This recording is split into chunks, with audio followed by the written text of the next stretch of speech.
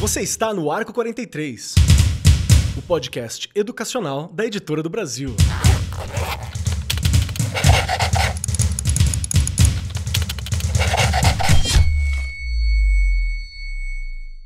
Saudações para você, meu querido professor, minha querida professora, você que acompanha o Arco 43 Podcast. Seja muito bem-vindo, muito bem-vinda, muito bem-vindo. Cola conosco, porque hoje a bola tá num campo que eu consigo pelo menos dar uma chutadinha ali. Garanto que dá para pelo menos dar uns chutinhos, porque o tema é um tema que muito me interessa.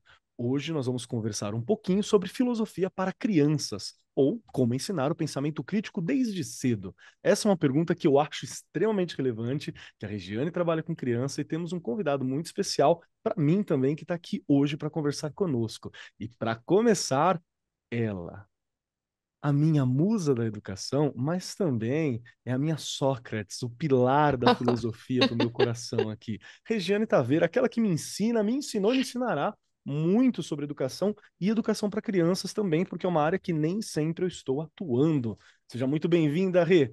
Pronto para o Meu papo? Deus, me emocionou.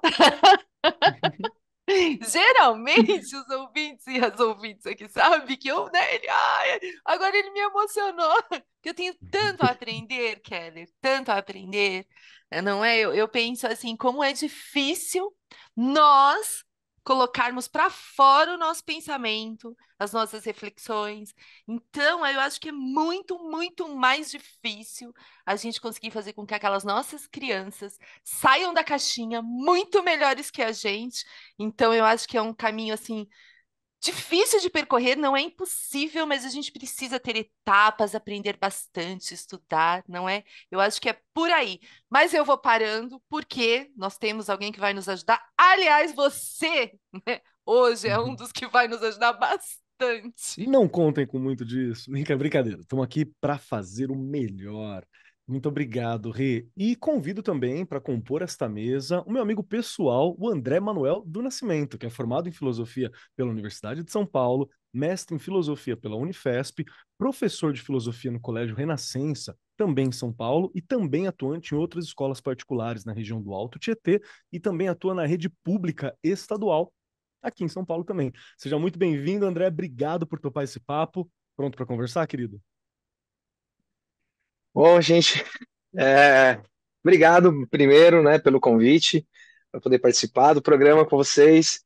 Ah, eu espero muito hoje nesse bate-papo ajudar, né, a outros professores a pensarem, né, no significado que tem a filosofia e o ensino da filosofia para uma faixa de idade bastante peculiar, porque quando a gente se forma em filosofia, nós não tratamos diretamente do ensino da filosofia para É crianças, verdade. né?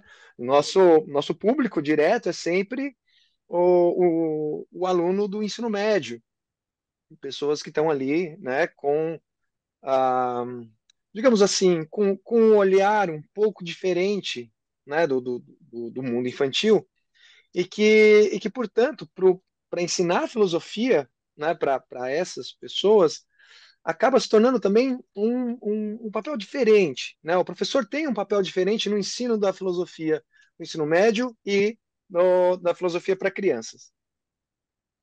Perfeito, perfeito. Vai ser show, garanto. E vamos lá. Fique conosco que a gente já volta pro papo. Atenção, professores e gestores! A Editora do Brasil apresenta Lab Livre, a plataforma de materiais digitais abertos que vai revolucionar o seu cotidiano escolar.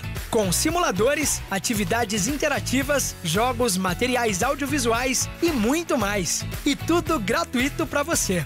Lab Livre, seu aliado tanto na sala de aula quanto na educação à distância. Acesse agora o site da Editora do Brasil e descubra o futuro da educação. Neste episódio, nós vamos explorar a importância de promover o desenvolvimento do pensamento crítico e estimular a reflexão sobre questões fundamentais da existência. Afinal, isso é filosofia. Vamos discutir estratégias e atividades práticas para ensinar essa matéria, essa disciplina de filosofia, de forma acessível e estimulante para os pequenos, e destacar como esse aprendizado pode influenciar positivamente a capacidade das crianças, que serão os adultos do amanhã, de analisar, questionar e compreender o mundo que está ao redor. E para começar esse papo, vamos lá. Regiane Taveira, começando a Bora. pergunta para você. Faz falta ter filosofia como algo oficial no currículo para os pequenininhos desde cedo? O que você acha? Nossa, faz muita falta. E aí eu vou te colocar uma coisa que a gente estava falando nos bastidores. A maioria das crianças, óbvio, né? Elas já têm um jeito natural de falar. Isso é muito legal, tá? É genuíno, não é? E aí, a gente ajudá-las a pensar bem, eu acho que é um ponto. E por quê? Os conflitos acontecem. Nós viemos de uma pandemia. Então, se nós pensarmos que há turmas que, dependendo da faixa etária neste momento, não passaram pela educação infantil, não passaram por um primeiro aninho, onde elas teriam um momento de conviver, né, refletirem, trabalho em grupo, individual, compreenderem algumas coisas básicas das relações pessoais, elas não tiveram. Então, eu acredito, e vocês vão me ajudar, vão dizer se eu estou certo ou errado, que a filosofia ajudaria muito nessas questões. Sim. Então, como que ele, né, eu vim de uma filosofia que eu tive história da filosofia. Ela era uma ferramenta, né? Aquela coisa. Na verdade, a filosofia eu acredito que ela seja uma outra coisa, né? Perfeito. A gente precisa ali entender a forma de como que eu também vou pensar criticamente se eu vim de uma filosofia que era só a história da filosofia, né? Tal determinado tal, eu pensava assim, ele pensava assim. E como é que eu saio da minha caixinha para não pensar só assim? Entende? Aí tô Sim, filosofando, perfeitamente. né? Mas é Não, é isso. perfeito. Porque eu, aos meus cinquentão, prestes aos 51, eu fico pensando assim: será que se eu tivesse vindo de uma escola que desde lá desde a primeira série, né? Hoje é primeiro aninho, na verdade, eu tivesse, né? Nem falo só disso, Keller, eu vou colocar a educação infantil aí.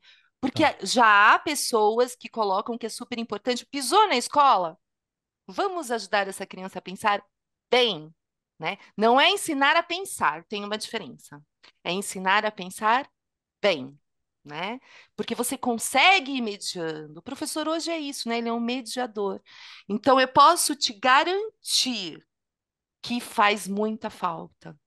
E, aliás, já brinquei aqui, né? Que este programa me fez. Eu já estou no começo, geralmente falo isso no final, mas é porque eu estudei, eu peguei tanta coisa, porque eu acho que lá no momento que você tem um problema de um conflito, alunos indisciplinados, e são Sim. alunos muito críticos. E aí eles já são taxados de indisciplinados. Se você começa a refletir, fazer reflexões, não é? E não é só no meio da aula, em qualquer. Não, você planejar isso, porque tem que ser planejado. Eu acho que a gente vai ajudar muito, muito com Perfeito. estas questões.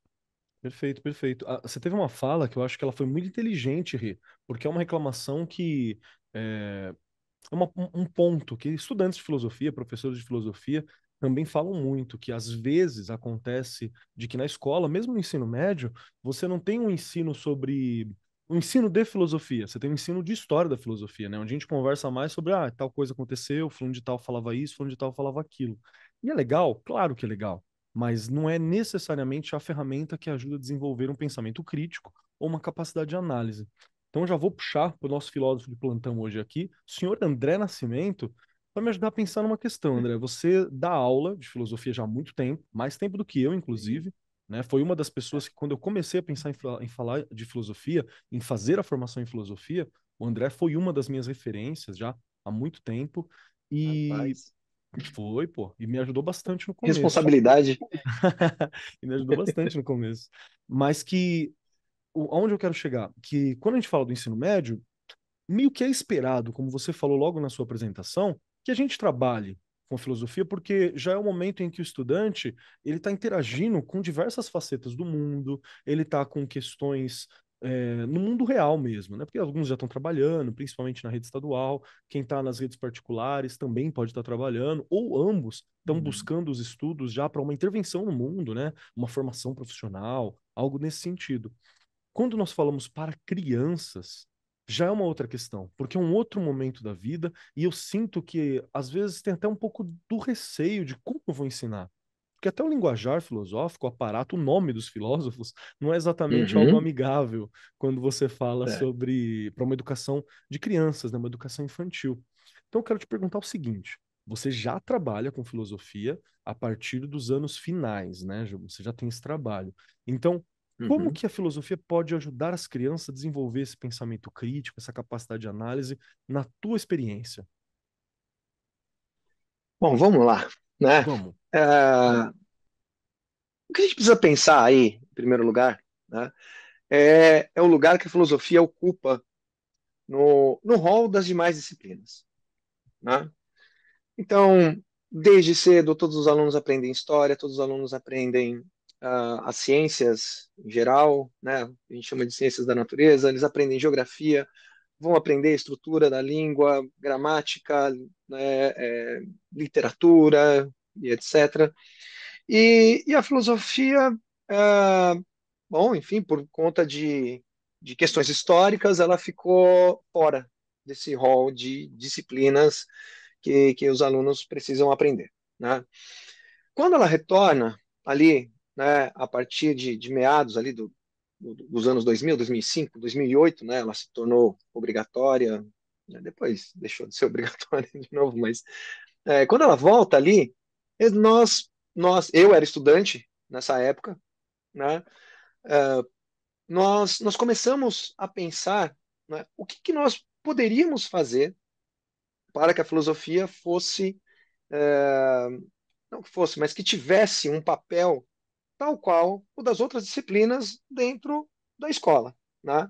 Então, quando a gente pensa no ensino de filosofia nas escolas, nós precisamos pensar, em primeiro lugar, no ganho pedagógico que os Boa. alunos podem ter, né? E aí, essa pergunta sobre o ganho pedagógico, ela serve tanto para a filosofia no ensino médio, quanto para a filosofia em anos anteriores, no ensino fundamental 1 nos anos finais, né? Então, acho que essa é a primeira pergunta que tem que estar no nosso horizonte, né? Qual é o ganho pedagógico que as crianças, né, que é o nosso caso aqui, têm ao estudar filosofia, né? A primeira dificuldade que o professor tem de lidar, né, com isso é porque toda aula de filosofia pressupõe também uma certa ideia de filosofia, né? Uhum. Até mesmo quando nós estamos estudando história da filosofia, está pressuposta nessa história da filosofia uma ideia de filosofia. De tal modo que, em primeiro lugar, a, a aula de filosofia, tanto para a criança quanto para o ensino médio, vai depender também daquilo que o professor pensa ser a própria filosofia, que não é uma questão simples de ser respondida, né? Porque eu posso pensar alguma coisa sobre o que é a filosofia e o seu ensino, e cada um aqui pode pensar o que é a filosofia e o seu ensino também, né? Então, nós temos de lidar com muitas dificuldades em sala de aula, né, quando se trata de filosofia, até porque a filosofia ela não tem exatamente um objeto específico.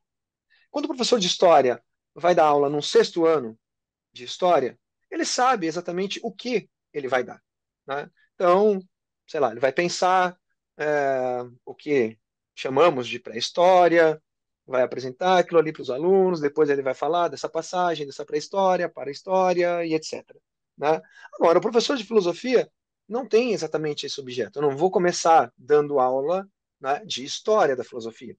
Então, eu acho que, sobretudo, nessa fase do ensino, né, do ensino para as crianças, Uhum.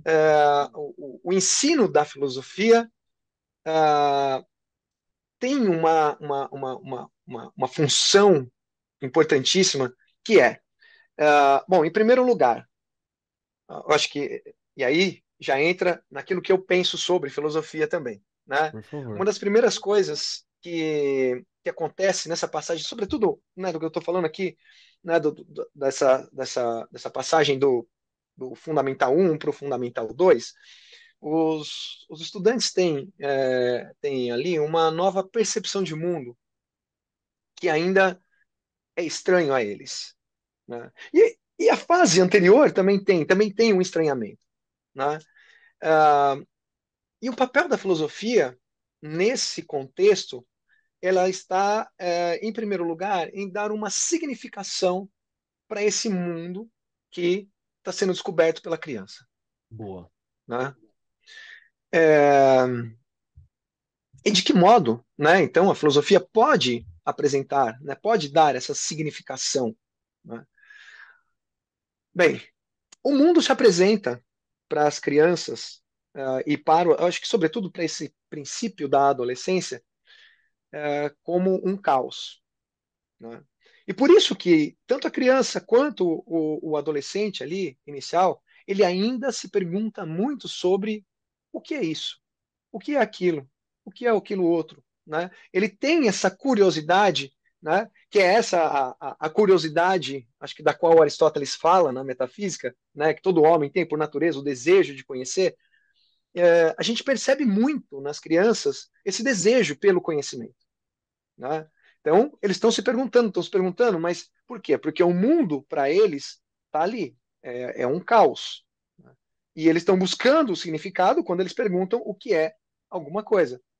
E aí o professor de filosofia deve ter, em primeiro lugar, essa função de dar essa significação para, uh, para o estudante, né, diante desse caos que ele tá vivendo ali, né? O que nos coloca a pensar também em como que a filosofia ela não é anterior à vivência dos estudantes, né?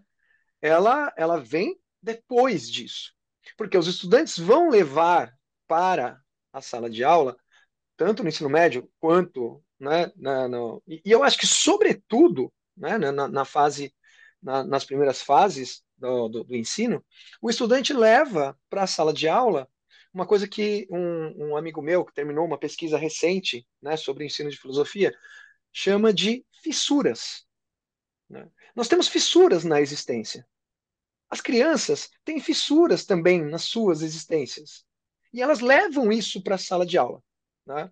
Então, o primeiro papel do professor é identificar essas fissuras e, por meio dessas fissuras, trabalhar essa significação que o mundo passa a ter por meio de como eu posso dizer, por meio de uma fabricação de sentidos que os conceitos filosóficos, como, por exemplo, um conceito de cultura, pode trazer para esse estudante. Perfeito. Já começo a entender a proposta. Porque, de novo, a gente está partindo, então, é meio sem sentido mesmo, se você quiser trabalhar com as crianças, sei lá, crianças, vem cá que a gente vai conversar sobre o Camus, né? Vamos falar sobre o Camus Não. aqui para a molecada. Não dá, gente, não tem um encaixe Ela filosófico, vai é pensar no muito Camus do difícil. Cavaleiro do Zodíaco. É, é muito Eu não sei se eu tô, difícil. eu não sei, aí eu vou denunciando minha idade, né? Porque Denunciou, André, não se denunciou. passa mais. É o Camus é aquele. Não. Porque não tem encaixe mesmo. A gente não tem não há uma fissura para você colocar alguns conceitos, alguns filósofos, não que são avançados, mas é que eles são realmente difíceis e também muito do que eles estão falando não tem significado para a idade específica, né? Então acho que Uhum. realmente é aquilo. A Rê vai puxar o Paulo Freire já já, tenho certeza. Que é você aquilo que traz, né? Aquilo que o estudante está trazendo para a sala, Ela a já tá gente lá. trabalha em cima disso, né? O que você tá achando, Rê? Faz sentido para trabalhar com as Gente, faz, crianças? né? E aí ainda vou pensar, né, um pouquinho além, que a gente sabe da dificuldade lá da escola, das salas de aula, enfim, desse Brasil imenso, né? O Uhum. quanto é difícil a gente até já falou muito disso aqui, Kelly, o ouvir, né? Acho que o André colocou uma coisa agora que primeiro eu escuto, né, eu tô aí colocando, né, mais, Uhum. como é que fala? Praticamente, vai, né? De forma prática. Eu escuto, eu entendo, mas eu também tenho que entender um pouquinho, não é? Não dá para eu simplesmente, aí vou desencadear ali uma discussão E aí eu não consigo, porque eles são pequenos, não é? Então tem que ser com coisas da Uhum. vida deles, do dia a dia, né? As coisas que acontecem ali dentro da realidade deles. E aí eu vou trazendo isso, porque lá na frente, se eu souber direcionar, isso vira conceito, Perfeito. não É, é? Eu vou entendendo um pouquinho é para aquilo isso. virar conceito, que não é fácil, né? Eu tô falando aqui, eu tô falando aqui já das dificuldades que a gente tem, mas não é impossível. Porque Uhum. eu acho que não é ensina, que é o que eu falei, você não ensina ninguém a pensar. Eles chegam super criativos, eles chegam super cheios de ideias, não é? Eu já Uhum. contei aqui do Grêmio em vários programas, o como eles têm ideias para tudo. Você dá um problema e vai aparecer um monte de resolução para aquilo. Né? E estou falando de problemas, né, do muro quebrado, do lixo na porta da escola, sabe, de coisas que vão levar. Mas aí, por trás de tudo isso, eu já tenho que ir planejando onde eu quero chegar, não Perfeito. é? Aí são esses conceitos. E aí, conceito de justiça, de solidariedade, não é? E da onde eu estou buscando isso, como que eu organizo tudo isso? Eu acho também legal o Vicox, que ele já colocava muito isso, essa questão de a criança, ela é muito capaz de ter ideias, de organizar essas ideias, Uhum. e a gente tem que fazer com que eles aprendam a fazer isso. E olha como é interessante.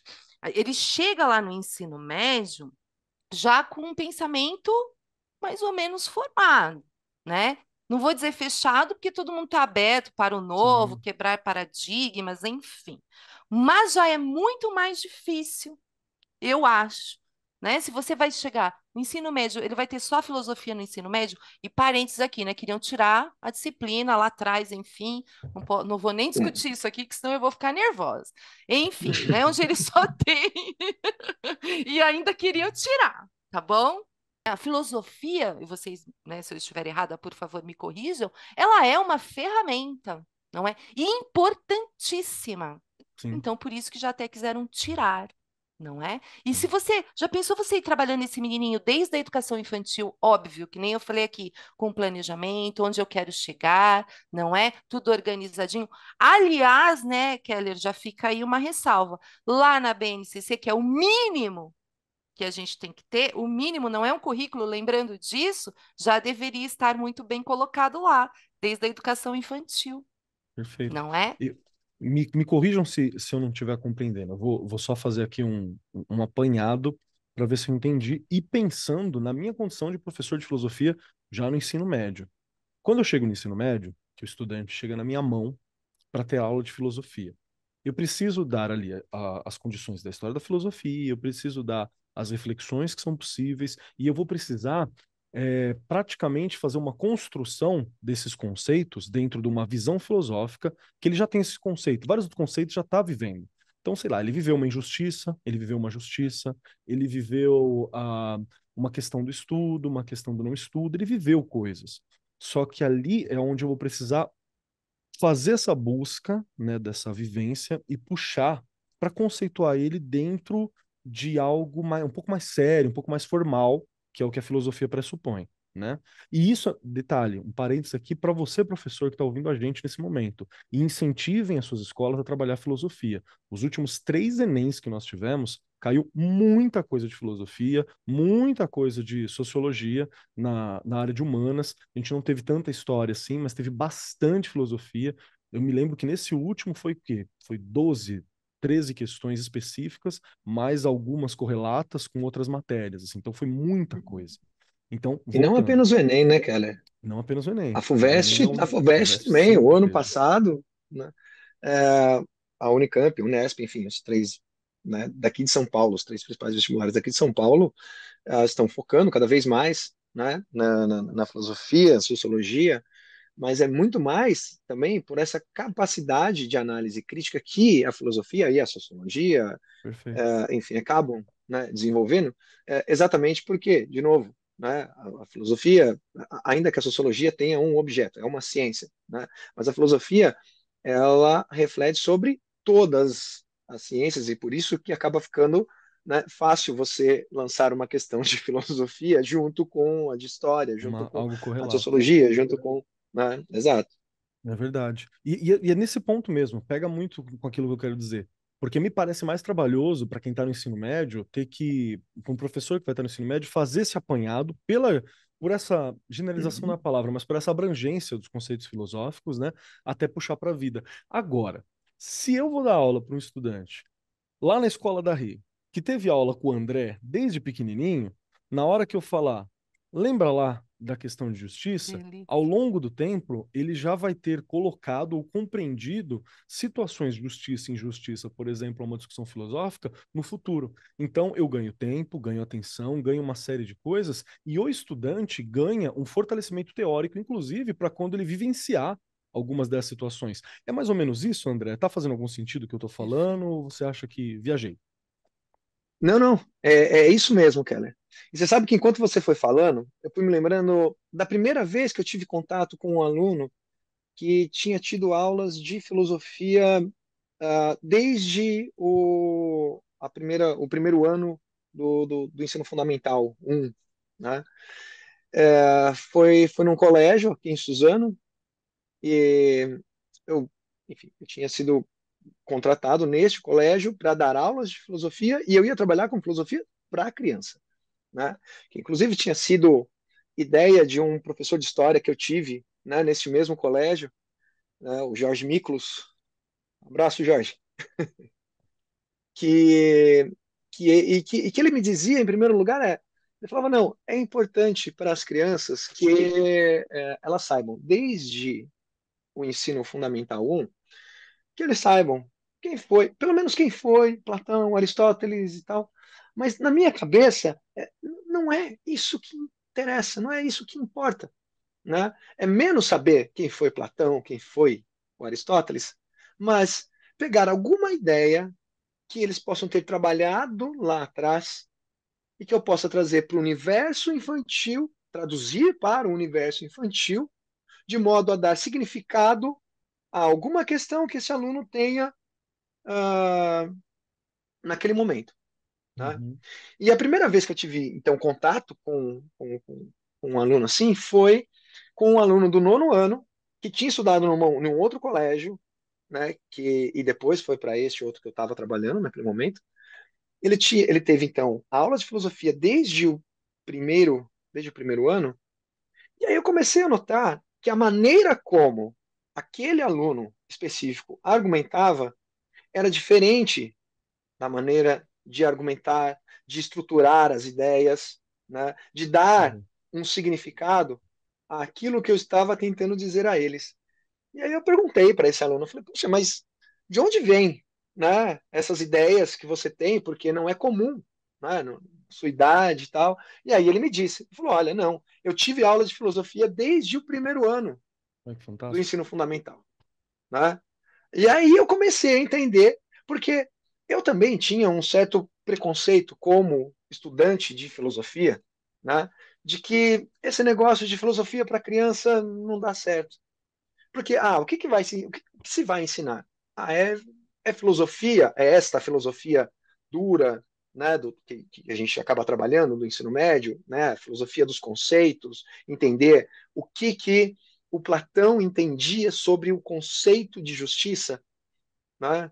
Então dar a cada um aquilo que lhe é devido, né? É esse trabalho mais duro ali? Não, né? É um trabalho anterior a isso, né? É o aluno, né, como você disse, vivenciar justiças e injustiças, mas tentar encontrar ali um significado, tentar decifrar, né, o que significa aquela justiça ou a injustiça que ele está sofrendo ali, né? E esse trabalho inicial vai ensinando a este aluno a concatenar as ideias, a organizar as questões que ele vai fazer diante de um ato de injustiça que ele se depare, por exemplo, né? Perfeito. Porque ele não vai simplesmente olhar para a injustiça e falar: tá bom, as coisas são assim, paciência, né? O trabalho do professor de filosofia é o de levar a este aluno a possibilidade de ele organizar o pensamento dele de tal modo que o leve a questionar aquela injustiça que ele com a qual ele está se deparando. Ou então, a de tentar compreender o porquê que um ato que ele considerou justo é justo e organizar as ideias ali. E aí, esse trabalho esse trabalho da filosofia, né, da filosofia no mundo infantil, no mundo da criança, ele acaba servindo como um trabalho propedêutico para aquele trabalho que vai ser desenvolvido depois lá no ensino médio. Perfeito, perfeito. Rê, o que você tá achando? Tô aqui pensando de novo lá na BNCC, né? Porque eu quis dizer antes que venham, né? As É pedradas, verdade, é bom esclarecer as é coisas. voltar, Inclusive, que nas hã? 10, Pode falar. pode falar, Kelly. Ah, não. Inclusive, é bom esclarecer as coisas e só para lembrar, propedêutico é aquilo que vem antes de uma disciplina, tá? São ensinamentos básicos que o André acabou de usar a palavra. Pode ser que a gente precisa deixar claro também, porque não é uma palavra de uso comum, né? É aquilo que vem antes, aquilo que é introdução. Que eu fiquei Perfeito. pensando ali no que eu disse, mas nas 10 competências da BNCC, lá, as 10 competências gerais, já está lá, né? Não, Uhum. mas está lá, ensinar pensamento crítico, tecnológico, enfim, acho que é uma coisa assim, uma das 10 competências. Vou até Mais voltar à olhar. matéria, né? Isso, tá lá, né? O pensamento científico, crítico e criativo, é isso mesmo. Isso. Só que assim, na verdade, quando a gente olha para a questão da filosofia, eu quis dizer filosofia obrigatória como Como disciplina, né? disciplina, Uhum. tá? Porque no ensino médio ela é. Então é isso que eu quis dizer, deveria ser obrigatória, porque aí o Brasil inteiro teria o quê? O mínimo, Uhum. A proposta desse né? acesso, né? E Exato, é porque. Oi. pode falar. Tá com Hoje a gente está lagzinho. falando, hein? A gente tá com lagzinho. Mas não tem problema não, pode puxar, Rê, vai lá. Não, É o teu não, porque é momento. importante a gente pensar que, de qualquer maneira, ela está ali implícita, ela, né? Ela está implícita, mas às Uhum. vezes ela não é planejada. Que eu escutando o André agora, e escutando você falar, não é simples, gente, né? Que nem a gente brinca e fala, agora eu vou filosofar. A gente tem essa mania, né? Quando está na roda de amigos, não é isso. Eu estou filosofando. Não é tão simples assim. Não é? Você tem que saber algumas coisas porque você precisa exatamente entender onde você quer chegar. E aí a gente cai, Keller, naquela questão da formação, não é? A gente não precisa ser um professor de filosofia, mas fazer formações que vai ajudando com que esse professor também saia da caixinha, porque senão como é que você ajuda neste processo, porque é um processo e não é fácil, como que você ajuda seu aluno se você não teve esse processo? Perfeito. Eu queria puxar uma outra questão, porque assim, é difícil a gente falar sobre filosofia e não ficar uma forma que parece um pouco abstrata, né? Porque é parte da fundamentação dessa disciplina, uma dose de abstração. Mas é bem importante lembrar que tudo que a gente está propondo aqui são ações práticas. Quais são as ações práticas? Que foi a proposta que o André levantou e que a Regiane tanto falou sobre algo importante. É você ouvir o estudante. Na hora que você estiver conversando com ele, que ele estiver trazendo isso que o André e o amigo dele chamou de fissuras, que são o quê? São as dúvidas, são os problemas, são as questões que o estudante está trazendo, aquilo que não está lisinho, aquilo que não está compreensível com facilidade, você puxar isso para a sala de aula e vamos dar uma problematizada, vamos entender um pouco disso, o que é isso que está acontecendo. E ali também é um momento que é um processo de humanização mesmo, né? Porque vai vir várias coisas que vêm do joguinho, sei lá. Ah, eu vou matar os meus inimigos, sabe? Eu vou vencê-los, vou derrotá-los. Vai vir ali, porque vem da vivência, vem do jogo, vem do desenho, vem da vida que está se enfrentando. E aí ia falar, será que é assim mesmo que a gente tem que lidar? Será que é assim que a gente vai puxar? E eu acho que uma ideia boa também de atividade prática é, inclusive, já que no fundamental, anos iniciais, você tem essa participação física muito grande das crianças, né? Tem uma coisa deles gostarem de se mexer, de abraçar, de ir, de pertencer, que é muito legal. É sempre se perguntar o seguinte, professor, como que eu posso exercitar um determinado conceito filosófico que é importante. Nós falamos muito de justiça aqui, mas a gente pode falar sobre as discussões mais básicas, né? Justiça, estética, política e ética, assim, que é o fundamentação de todo mundo ao longo do tempo. Como que eu posso fazer uma dinâmica, um exercício em volta disso, uma expressão artística em volta disso? Como que eu e essa bola podemos discutir o brincar de ética? Como que eu e esse momento no pátio eu posso fazer isso? Faz o exercício, depois a gente senta e conversa sobre o que o exercício foi. Eu acho que isso é uma estratégia bem simples de como eu posso traduzir esses conceitos para poder trazer isso de uma forma acessível e estimulante para a criança. André, eu não sei se você acha que essa proposta que eu levantei é uma boa, mas eu gostaria de ouvir Uhum. também de você se você tem alguma estratégia, alguma atividade que você acha que é interessante para ensinar a filosofia de um modo que seja acessível. E o grande desafio para todos nós, e não é só para o ensino de filosofia, é um grande desafio para todas as categorias de ensino hoje, porque nós estamos disputando com TikTok, a gente está disputando com um monte de Uhum. outras coisas que puxam a atenção, que é de uma forma também estimulante. E eu sei que você não está trabalhando com os anos iniciais, né? Mas se você tiver alguma proposta para isso, pode ser legal. Ou o que você costuma trabalhar, que você acha que é interessante, para os anos finais, que é com quem você costuma atuar, né? Tem alguma estratégia que você acha que é legal? Vamos lá. Eu, eu, eu tenho uma história para contar em relação Opa! a isso aí. Você foi falando, eu fui me lembrando de uma fala de um aluno outro dia. Foi o seguinte: o aluno chegou para mim, né, na aula, ô, professor, eu gostava das nossas aulas, porque eu dava aula de sexta-feira para eles, na última aula, né? Eu Horário gostava difícil. de quando as nossas aulas. Mas ele gostava de que as aulas fossem nesse horário, né? Professor, eu gostava das aulas nesse horário, na sexta-feira, a última aula. Mas por quê? Não, é porque assim, né? Sexta-feira, a última aula, a gente já está cansado. E aí, a gente ficava na sua aula, assim, conversando, e a gente dava uma relaxada e tal, e depois ia embora para casa. E eu fiquei pensando, eu falei, então, quer dizer que para você a aula era para a gente relaxar, pensar e, e depois você ir tranquilo para casa? Ele, não, não, não, mas eu não estou falando assim num mau sentido, eu estou falando num bom sentido, né? E aí eu fiquei pensando sobre o bom sentido disso, né? Por quê? Qual é a minha estratégia para as aulas? Né? Porque eu trabalho com um material, né, um material que a escola possui. Então tem lá, tem uma apostila, né, essa apostila tem um propósito, então tem textos destinados a uma certa finalidade, né? Mas eu acho que o primeiro passo que tem que ser dado pelo professor de filosofia, né, nessas situações é esse que ele chamou de eu vou sentar numa aula de filosofia, eu vou relaxar e vou poder pensar sobre alguma coisa, né? O trabalho aqui não é duro, como é enfim, os alunos do ensino médio não tem jeito, né? Vai ter que aprender a história da filosofia, porque vai cair lá um texto do Platão e você vai ter que saber o que o Platão dizia sobre tal coisa, né? Agora, o trabalho de filosofia para criança, ele é diferente, né? Como eu disse já, primeiro, ele tem que partir, né, desse lugar do professor, da escuta, para que dali, desse trabalho da escuta, o professor possa ir auxiliando os alunos a organizar o seu pensamento.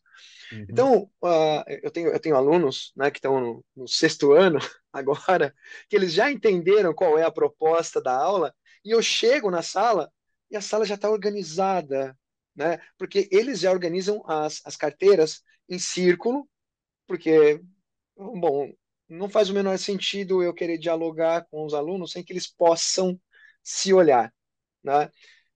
Até porque, que nem a gente estava falando sobre a filosofia como auxiliar da formação de um pensamento crítico, né? E esse pensamento crítico, ele aparece, é claro, tem toda uma especificidade, essa da filosofia, da organização, do pensamento, etc. Mas a primeira coisa que a gente precisa ter para que o pensamento crítico floresça é a liberdade e o aluno compreender que naquele momento ele tem liberdade para questionar, Perfeito. né? Ele tem a liberdade para se deparar com um problema e falar, poxa, não, mas isso aqui, eu discordo disso daqui, né?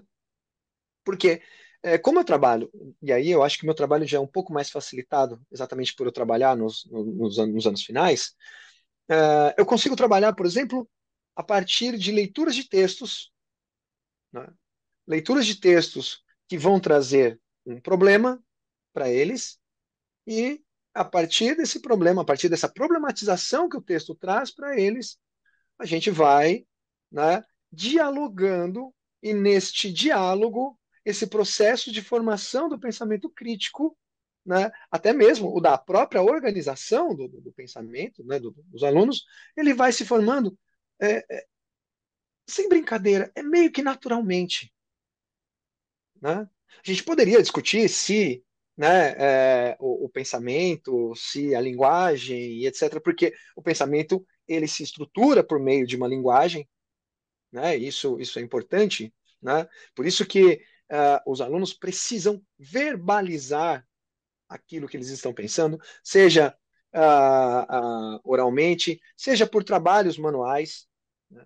Tem coisas que funcionam bastante sobretudo para o sexto ano, né? Está nesse processo de transição, de começar a trabalhar de uma maneira um pouco mais abstrata, Teórica, né? né? Nós trazermos ainda, né, o trabalho manual para eles funciona muito.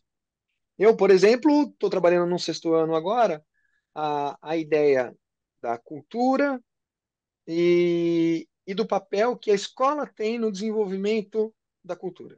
Então, tem Fantástico. textos falando sobre a importância da escola e tudo mais. Chegou num momento, é bom. Então, nós precisamos pensar numa escola ideal, né?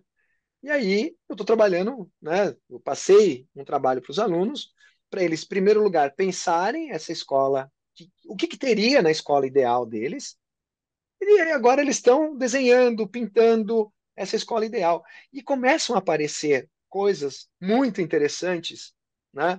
Como, por exemplo, uns alunos colocaram na escola ideal deles, que a escola ideal deles teria feijoada, que teria coxinha, que teria suco e tudo mais. E aí eles começaram a colocar o valor desses produtos, né? Então, a feijoada custaria R$ 2, né? A coxinha, 50 centavos. E aí eu cheguei, eu vi eles desenhando aquilo, eu falei, bom, mas por que é que essa feijoada custa R$ 2 só? Né? Aí os alunos falaram, não, professor, é que a gente está pensando aqui que todos os alunos têm que ter o direito a se alimentar na escola. Então a comida precisa ser barata na escola para que todo mundo possa se alimentar. Né? Então eles estão começando a construir ali uma ideia de identidade e de alteridade, né, a partir dessa atividade manual, que é uma coisa que muitas vezes no ensino médio eu demoro Muito aulas tempo, para né? explicar para o aluno o que é alteridade, o que é essa possibilidade de pensar, né, no outro que constrói a sociabilidade.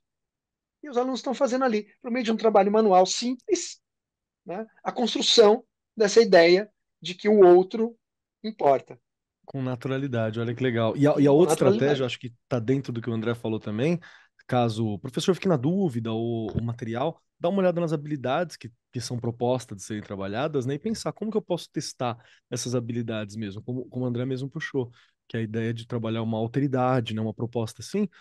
Que exercício que eu posso fazer que isso vai se refletir durante a prática? E até se não, ai meu Deus, mas não deu certo. Eu cheguei lá, eles cobraram caro, Uhum. fizeram uma indústria e não deu certo. Aí é a hora que a gente senta e reflete o que está acontecendo ali também. Então não tem um erro, né? A ideia é justamente você ter essa Não. participação.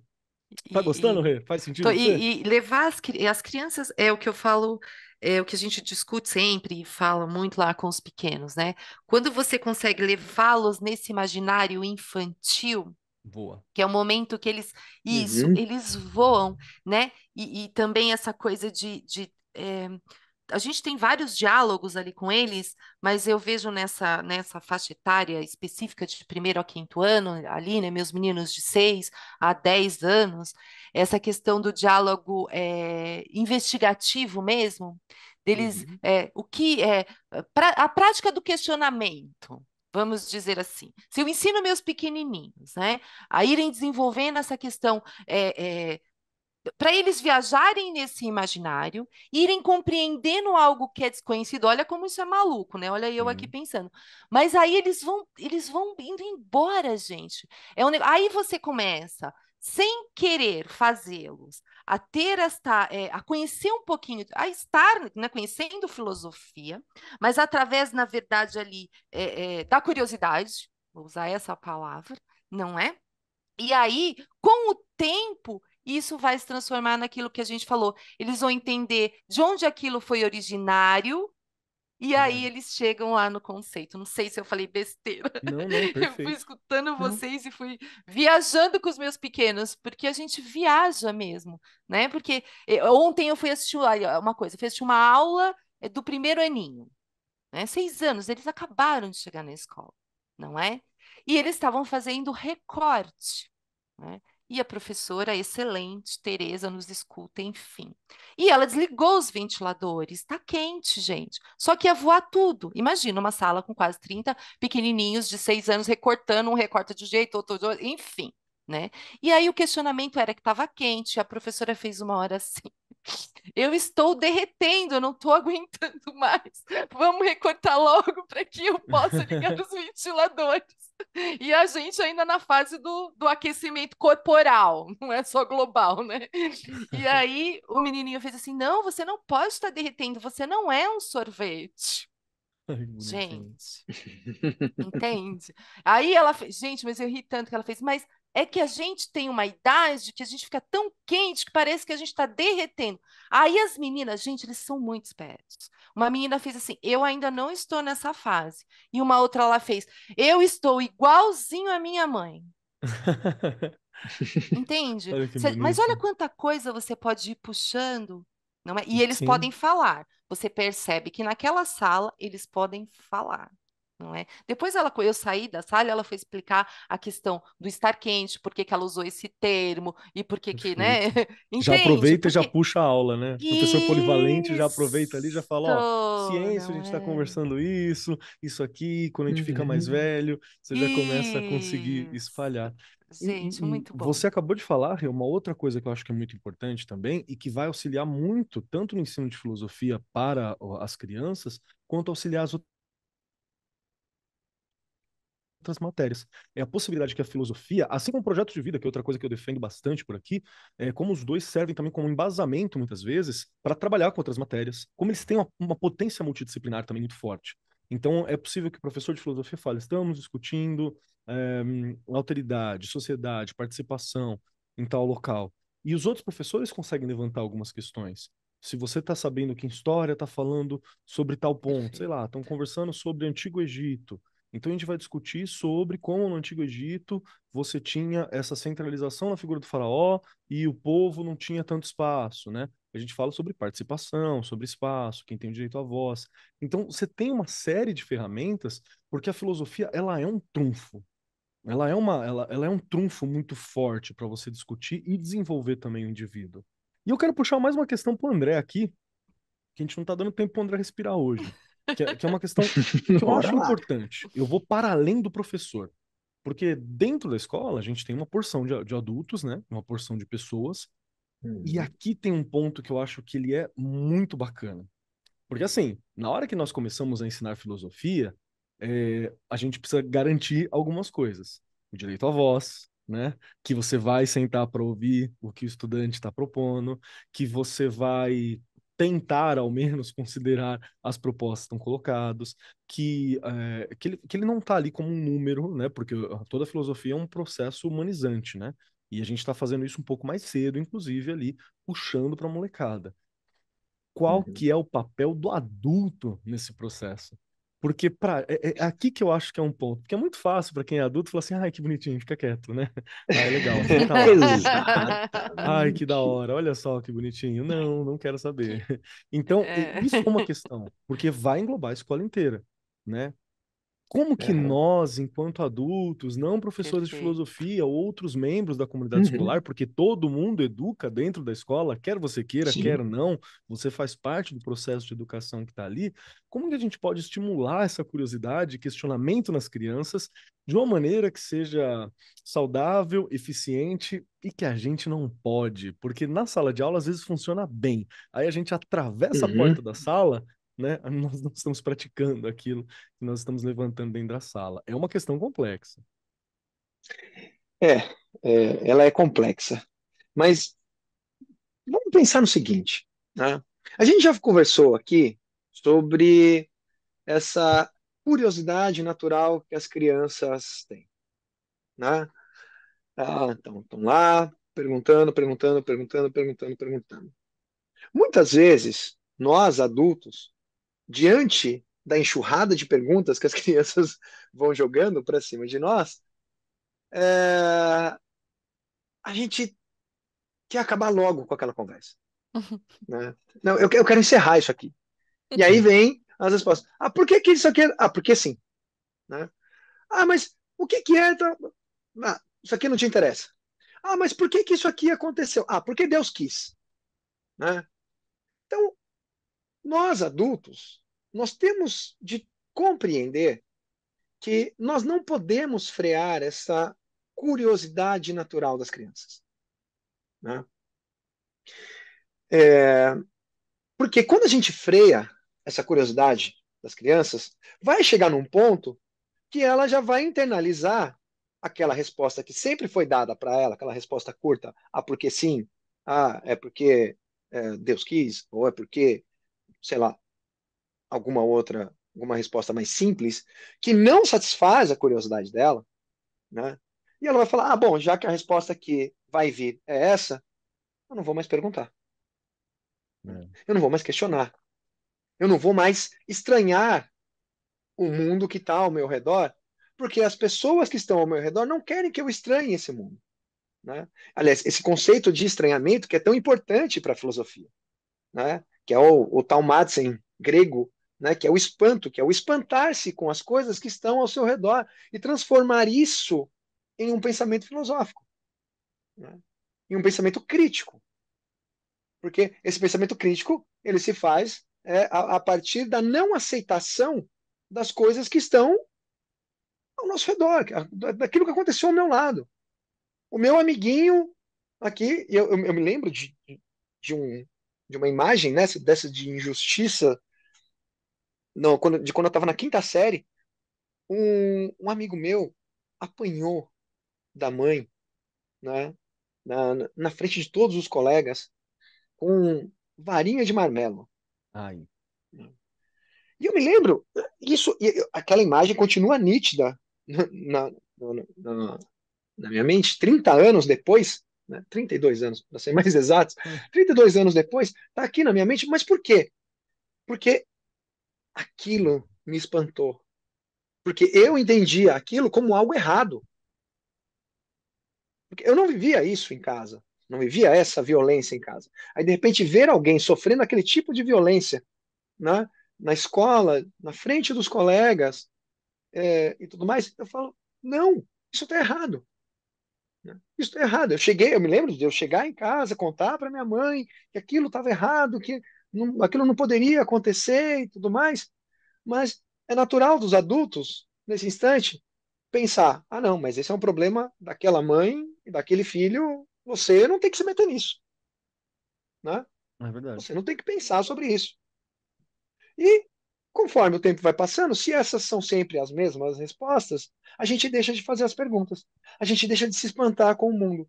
Né? Porque é este espanto que vai estruturar o nosso pensamento. Se eu não me espantar mais com isso, né? E aí, por que que eu não estou me espantando? Porque um adulto simplesmente quis cortar a minha indignação, né? Eu vou deixar de me perguntar, eu vou deixar de me espantar, e aí, claro, eu vou deixar de filosofar, não vou ter mais espaço para isso. É, você tem uma formatação que ela é negativa, né? Eu imagino que É, numa escola como Argumentar. como a da Rê, porque a Rê tem uma escola que ela administra uma escola que é de ensino anos iniciais, né? Então todo mundo já deve estar meio preparado para lidar com as crianças, com as perguntas, todo momento. Acho que essa dificuldade ela vai ser mais presente numa escola que tenha os três segmentos, por exemplo, anos iniciais, anos finais, e ensino médio. Porque aí você tem uma variação bem grande e nem todo mundo vai saber lidar sempre um com o outro. Eu imagino. Mas eu deixo também uma dica aqui, que eu quero até ouvir da Rê, se é uma boa dica, que eu vi uma coordenadora fazendo, uma coordenadora minha fazendo, a Vivian, um abraço para ela, que ela fez o seguinte, ela estava ocupada, né, saída de escola, pai chamando num lado, telefone do outro, criança que caiu do outro lado, tudo acontecendo, né? E veio uma criancinha, uma dos anos iniciais, para fazer uma pergunta para ela, e ela não conseguia lidar naquele momento. Mas ela sabia que essa criança, ela estava entrando, então ela ia ficar mais um tempo, né? Aí a Vivian olhou para a criança, ela deu uma baixadinha, olhou para ela e falou assim: qual pergunta? A criança fez uma pergunta, assim, daquela, de criança, né? Ela falou, você tá com o seu celular? Aí a criança, tô. Então você vai digitar essa pergunta no Google, você vai dar uma pesquisadinha sobre isso, e assim que você tiver as informações básicas sobre isso, traz pra mim pra gente conversar. Ela ganhou 20 minutos, entendeu? Pra resolver alguma coisa e depois voltar ali pra criança. Metodologia ativa. Pô, e ela ensinou uma questão de pesquisa, né? Aí a criança deu uma pesquisada, trouxe, aí ela conseguiu sentar e conversar. Você sabe, eu acho que a questão é. E aí tá dentro do que o André falou, é você não dar aquele corte, sabe? Dar aquele corte seco de que isso tá errado, de que não questiona, não desenvolva pra cá. Faz sentido, Rei, pra você como diretora? Muito. Aliás, o que eu coloquei aqui agora há pouquinho, que parece uma coisa imbecil, né? Uma tolice, vamos usar assim, que é mais chique. Olha a Regiane, uma tolice. Falando das crianças questionando uma coisa aquela hora na sala, a professora não podia ter dito, chega, não é hora disso, parou. Outro. Isso, é hora de recortar. Não, e de uma forma bem sutil ela chamava as crianças de vez em quando, olha, mas ela não deixou de explicar, não deixou de falar, não é? Porque é o que a gente já até falou aqui hoje em outros programas. Eu não posso cortar essa coisa da criança questionar. Eu direciono, não é? Se eu quero que fique bem, que a gente estava falando do pensar bem, eu vou direcionando. Não é? Porque ela mesma vai percebendo, vai ficando mais, né? Vai ficando mais madura com relação aos questionamentos, mas uma coisa que o André e você colocou aqui agora, não tem como eu não deixar de falar, porque você não se espantar com o mundo, né? Você deixar de se espantar, aliás, com as coisas que acontecem, é horrível. E eu fiz muito, aí eu vou falar, eu tive ela não está aqui hoje, ela está trabalhando, mas eu tive um bichinho que me superou aqui em casa, que é minha filha. Não é? Com essa questão. E assim, a Milena, ela estudou em uma escola, é bem rápido, só para eu. Essa questão da gente falar mesmo. Não é que você ensina, eles também olham as nossas atitudes, não é? Não adianta eu falar e eu não fazer. Como eu sou uma briguenta, sempre briguei pelas coisas, enfim, né? Eu brigo mesmo, posso até ter errado em alguns momentos, mas injustiça com criança, eu brigo, enfim, né? E ela tinha um amigo durante o nono, ele ficou com ela no final do 8º ano, 9º ano, 1º do médio, 2º do médio, e ela ficava para mim, mãe, ele tem TEA, ele é autista. Quando tem barulho, ele tampa os ouvidos, eu converso com ele bem baixinho, aí ele me responde, os outros ele não responde. Aí ele fez uma prova de matemática, aí eu fico toda arrepiada. E o professor deu 2, acho que para ele. Porque ele pôs os resultados sem fazer as contas, o processo que ele queria lá, enfim, né? Ridículo. Deixa eu ficar quieta que eu acho que ele morreu. Se quiser, corta. Ai, gente, não consigo. Eu sou muito sincera, né? Enfim. Manda. E eu lembro da minha filha brigar com o professor. Ela falou um monte. Ela falou, ele não fala nem com a gente direito. Como é que ele colou? Eu sento do lado dele. Vocês não conseguem entender. Só que ela não usava nada do que eu dizia para ela que provavelmente, supostamente ele tinha, não é? E foi a maior briga, o professor acabou dando um 5 lá para ele, que, né, que ela falando esses dias, que 5, horrível, porque o menino merecia 10, né? E depois que ele saiu do ensino médio, ele foi diagnosticado, veio o diagnóstico, realmente ele tem TEA, não é? Mas você vê, é você não se conformar com o que você está vendo do seu lado e deixar acontecer. Não dá, né, gente? Aí acabou. Essa questão que vocês colocaram também de se humanizando, a gente precisa, né? Fique conosco que a gente já volta para continuar esse papo. Você está antenado com o mundo da educação? Quer ficar por dentro das novidades, dicas e tendências? Então não perde tempo e siga agora mesmo @Editora do Brasil _oficial, o Instagram da Editora do Brasil. Lá você encontrará pautas educativas, dicas exclusivas de autores renomados, lançamentos literários e didáticos e muito mais. Educação e informação de qualidade estão a um clique de distância. Não perca essa chance. Essa foi uma mensagem da Editora do Brasil, diretamente do Arco 43. Fique ligado para mais novidades e conteúdos educativos aqui do seu podcast favorito. Editora do Brasil, transformando o país pela educação. Rê, ótima reflexão sobre essa do estudante que depois foi descoberto que tinha transtorno do espectro autista e por aí vai. E como a filosofia, na verdade, ela vai trabalhar essa questão humanizante, né? A gente vai direcionar um pouco, às vezes até essas essências que a gente já tem, essas reminiscências, né, de justiça, de luta, a gente vai entender como trabalhar com isso. E aí eu tenho mais uma pergunta aqui para nossa mesa, e André, você tem a primazia da palavra aqui, que é como você consegue observar que a filosofia também ajuda no desenvolvimento dessas habilidades socioemocionais, que é um termo tão importante para a educação hoje, tão importante para os trabalhos educacionais e tão importante até para muitos dos melhores empregos que a gente tem hoje, né? Os empregos que pagam melhor, que têm os melhores horários, que têm as melhores formas de trabalho, se importam muito com as habilidades socioemocionais, tanto internas quanto externas, e principalmente coisas como empatia, respeito à diferença e autoconhecimento. Como que você analisa que a filosofia pode começar essa discussão ou pode ajudar a desenvolver essa discussão já nessas idades iniciais? É, eu vou usar um exemplo da minha experiência dos anos finais do ensino médio Ok. para depois retornar. Que é o seguinte, eu nessa escola que eu trabalho com filosofia no ensino fundamental 2, né, nos anos finais, eu não sou o professor de filosofia do ensino médio. Eles têm um Uhum. outro professor de filosofia no ensino médio. Num outro colégio que eu trabalho, é o inverso. Eu sou professor de filosofia do ensino médio e tem um outro professor que trabalha com o ensino fundamental, né?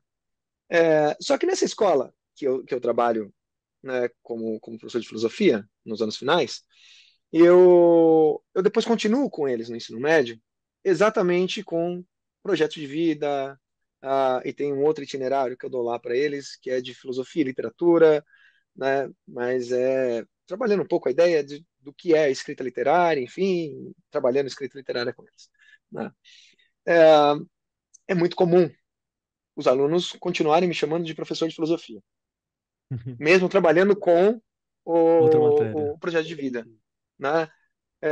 Por quê? Porque eles dizem, não, para mim o que a gente continua fazendo aqui, né, em projeto de vida, pensando exatamente, né, essas habilidades socioemocionais,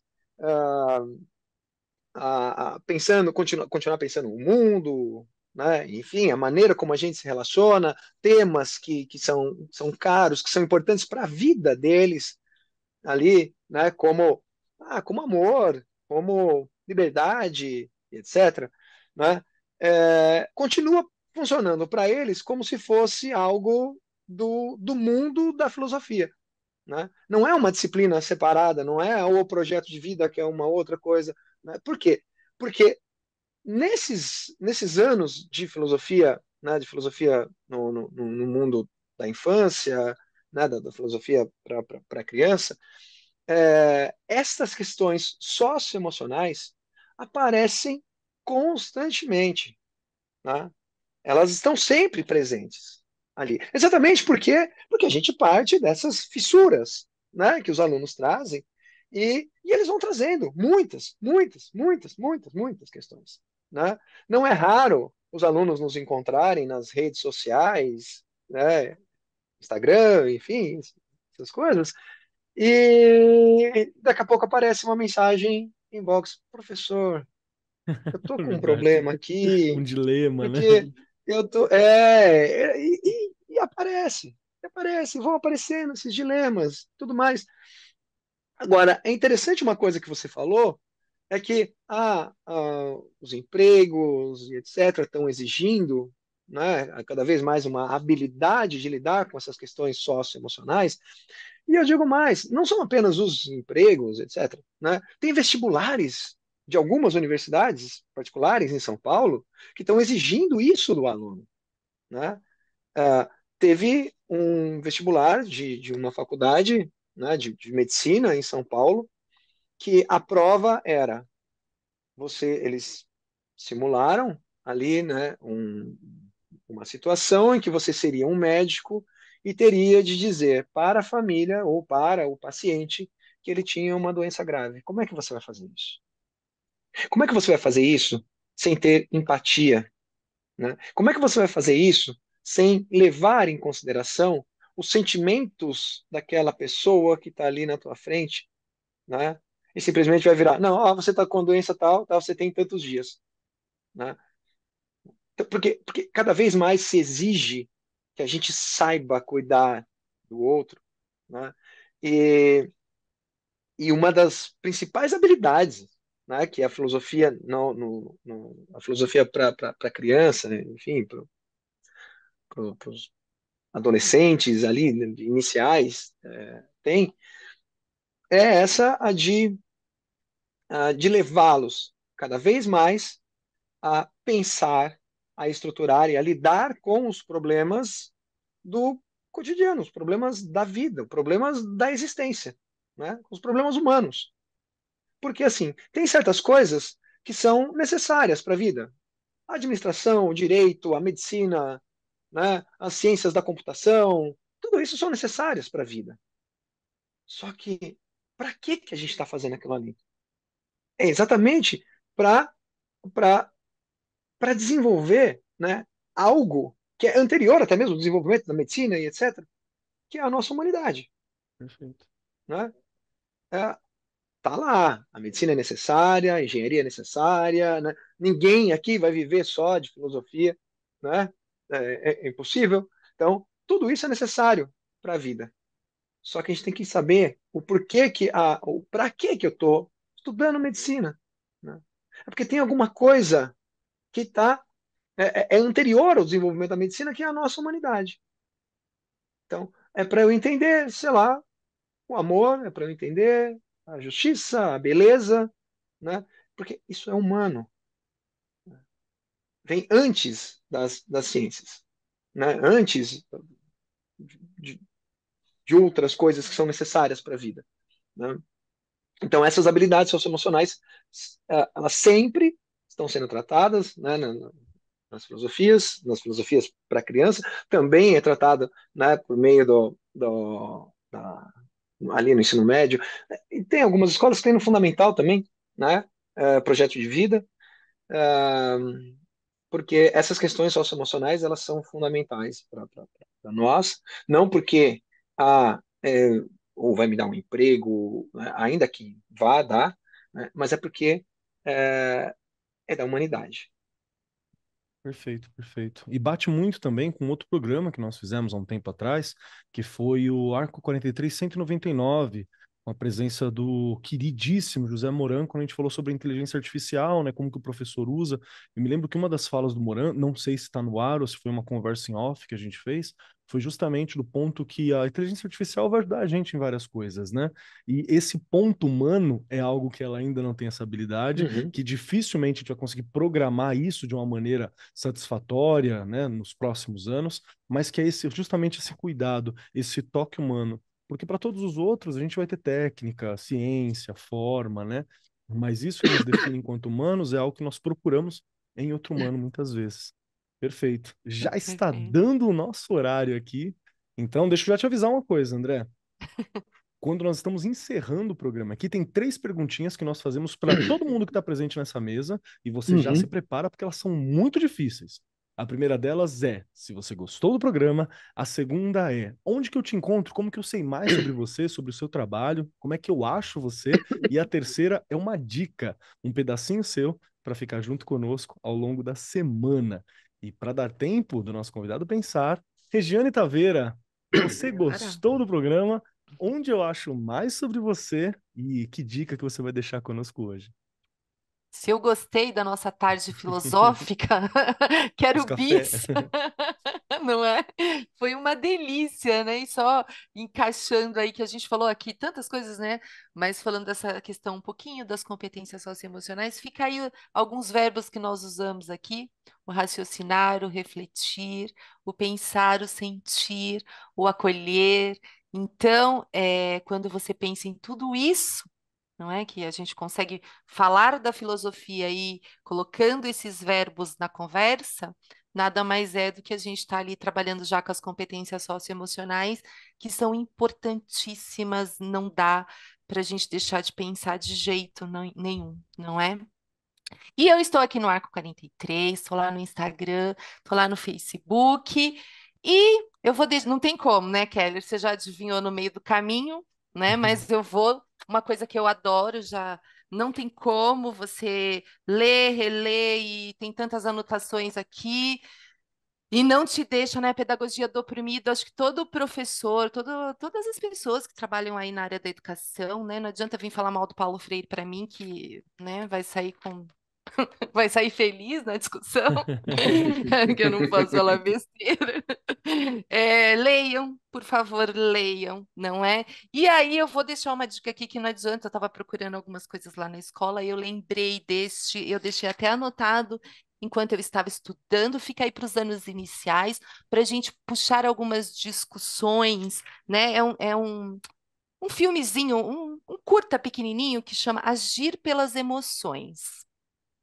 É muito interessante, dá para tirar muita discussão dali, dá para se iniciar discussões, e como é importante a gente ir aprendendo a raciocinar, a pensar e ajudar, né? Nós e ajudar lá os nossos alunos e as nossas alunas também conseguirem ir passando por esse processo e chegar melhores lá na frente.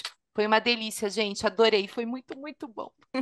Perfeito, Rê. Muito obrigado pela sua presença, muito obrigado por sempre estar aqui conversando conosco e nos lembrando por que Paulo Freire é o patrono da educação no Brasil.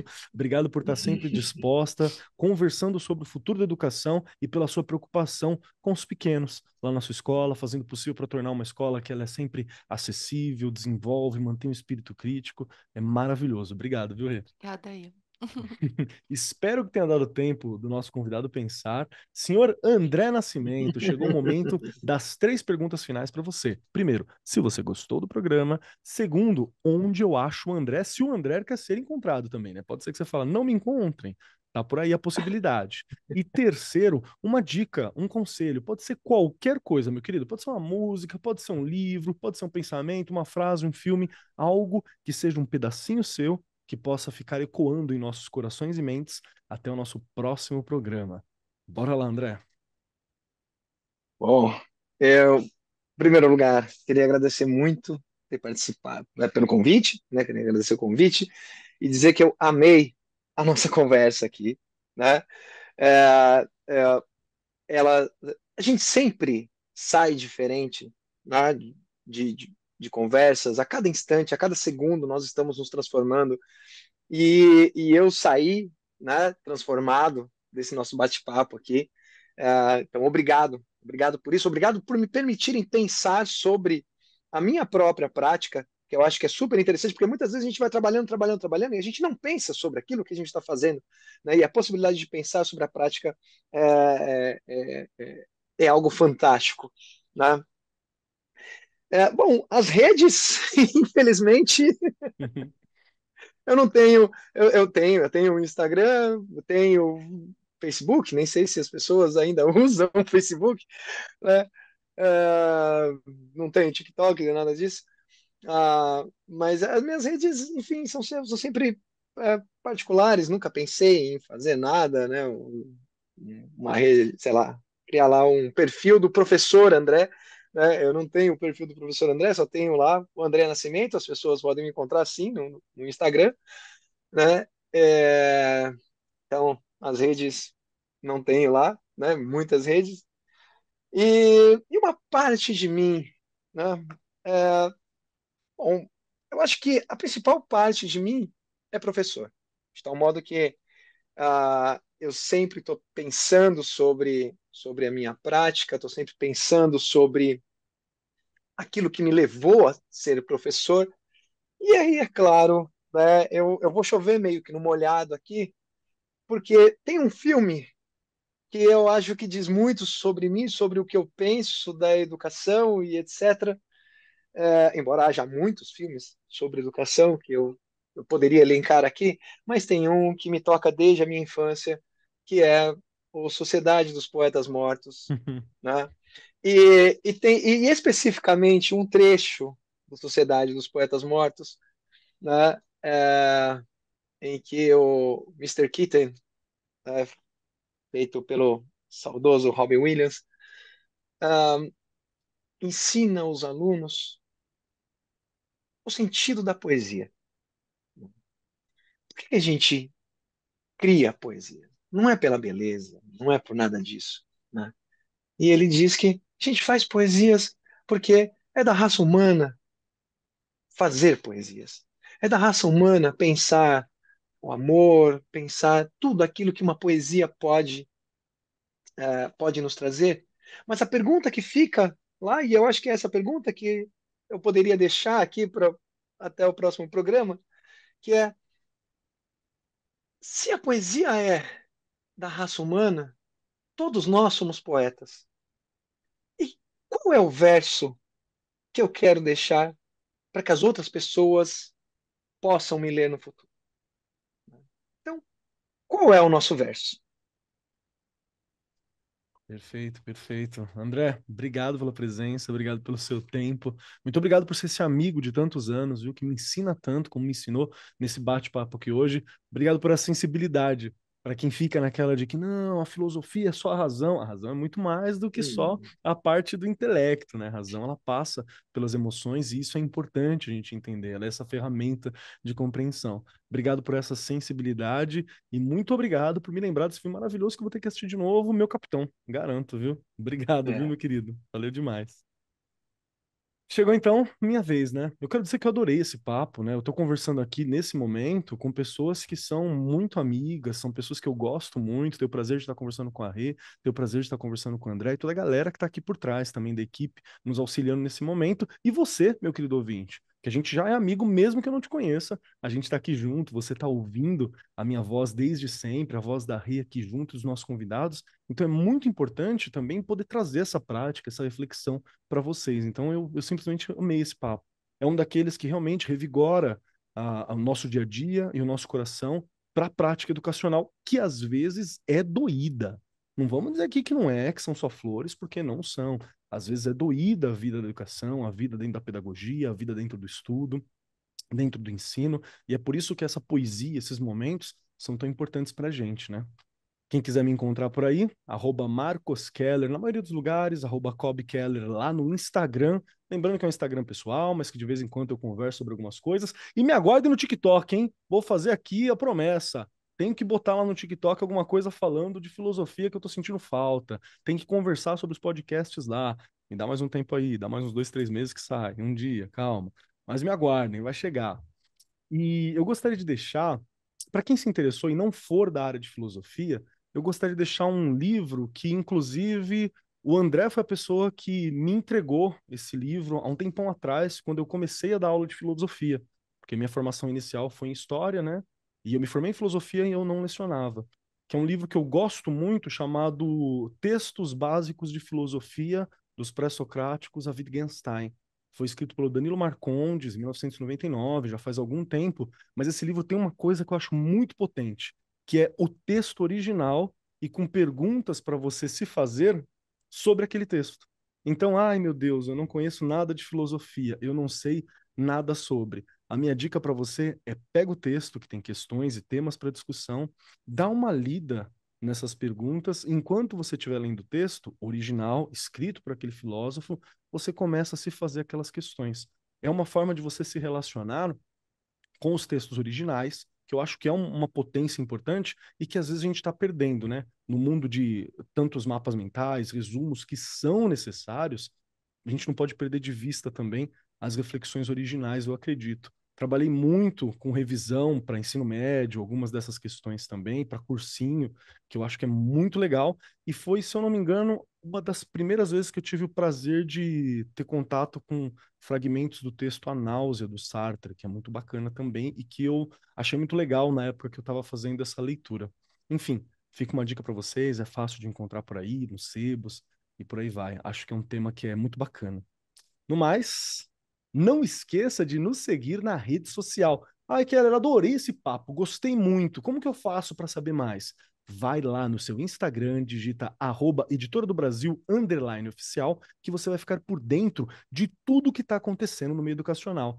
Se você for lá, você ainda encontra, por exemplo, várias das postagens que foram feitas durante a BET, você encontra tudo que a Editora do Brasil está realizando, tudo que a Editora do Brasil está fazendo, novos produtos, novas questões, novas possibilidades, novas formas e novos Arcos 43 que está saindo por lá também, sempre é avisado para você pelo Instagram. Então aproveita para você entender e ter acesso em primeira mão a tudo que a editora fornece para facilitar a sua vida, para te ajudar na sua formação também, que é tão importante.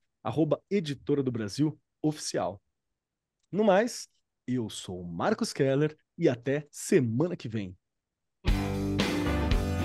Este programa foi apresentado por Marcos Keller e Regiane Taveira. Gravação e edição, Agência Bowie. Produzido pelo Departamento de Marketing da Editora do Brasil.